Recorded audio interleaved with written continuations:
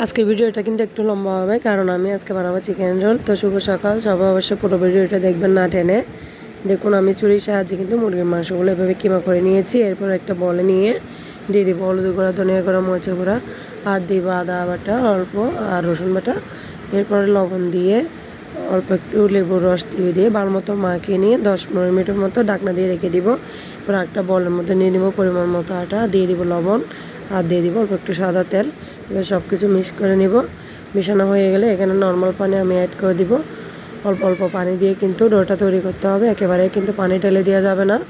অল্প অল্প পানি দিয়ে কিন্তু মাখতে হবে। আর এদিকে কিন্তু আমার কিমা মেখে রেখেছি 10-15 মিনিট হয়ে গিয়েছে। এবার এদিকে আমার ডোটা মাখা হয়ে গিয়েছে। তো উপরে যাতে ড্রাই হয়ে না যায় একটু তেল মেখে দিয়ে এটা ঢাকনা দিয়ে রেখে দিব। এরপর আমি আরেকটা প্যানের মধ্যে তেল দিয়ে আমি পোরটা তৈরি করে নিব। এই যে দেখুন পেঁয়াজ কুচি দিব আর টমেটো কুচি, কাঁচামরিচ কুচি দিয়ে দিব। একটু ভেজে নিয়ে এখানে কিমাগুলো দিয়ে দিব। দেখুন কি সুন্দর হয়েছে ভাজা শেষ। এবার এগুলো আমি ঠান্ডাতে দিব। এই যে দেখুন কি সফট হয়েছে ডোটা। তো আমি লেচি কেটে নিয়েছি।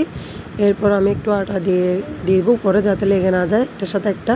তো আমি এভাবে বেলে নিব। দেখুন বেশি চিকনও না বেশি মোটাও না, সবগুলো বেলে নিয়েছি। দেখুন এবার আমার পুরটাও ঠান্ডা হয়ে গিয়েছে। এবার আমি দিয়ে দিব এখানে। তো আমি প্রথমে একটার মধ্যে দেখুন অল্প পুর দিয়ে দিয়েছি। এরপর দুই পাশ থেকে ভাঁজ করে দিয়ে এর নিচেও দিয়ে দিব ভাঁজ। এরপরে দিয়ে আমি পানির সাহায্যে কিন্তু আটা লাগিয়ে নিব।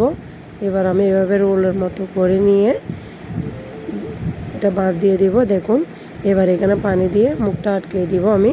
এরপর দেখুন আমি সবগুলো রেডি করে নিয়েছি। এবার আমি ভাজবো। একটা প্যানের মধ্যে দিয়ে দিয়েছি তেলের মধ্যে আমি এবার একটা দিয়ে দিব। আর আমি খুন্তির সাহায্যে এইগুলো উল্টাই দিব, লাল লাল করে ভেজে নিব।